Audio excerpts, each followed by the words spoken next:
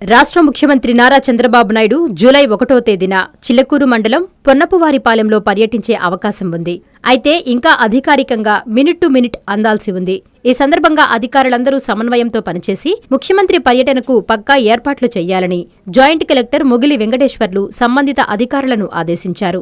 రాష్ట్ర ముఖ్యమంత్రి జిల్లా పర్యటనకు రానున్న సందర్భంగా శనివారం చిలకూరు మండలం పొన్నపువారిపాలెంలో గూడూరు ఎమ్మెల్యే పాసం సునీల్ కుమార్ అధికారులతో కలిసి జేసీ ముగిలి వెంకటేశ్వర్లు పరిశీలించారు.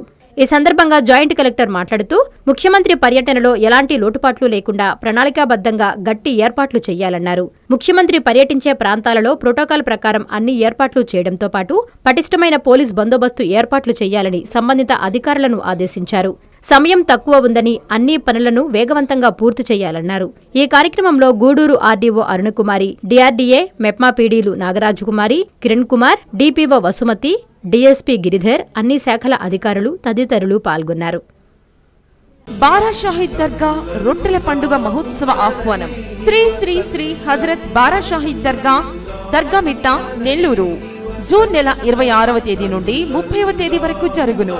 జూన్ నెల 26వ తేదీ శుక్రవారం సందల్మాలి, 27వ తేదీ శనివారం గంధ మహోత్సవం, 28వ తేదీ ఆదివారం రొట్టెల పండుగ, 29వ తేదీ సోమవారం తహలీల్ ఫాతహా, 30వ తేదీ మంగళవారం ముగింపు సభ జరుగును.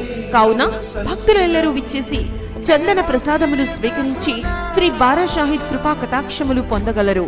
షేక్ అబ్దుల్ అజీజ్, చైర్మన్, ఆంధ్రప్రదేశ్ రాష్ట్ర వక్ఫ్ బోర్డ్. నిర్వహించువారు ఆంధ్రప్రదేశ్ రాష్ట్ర వక్ఫ్ బోర్డ్, విజయవాడ.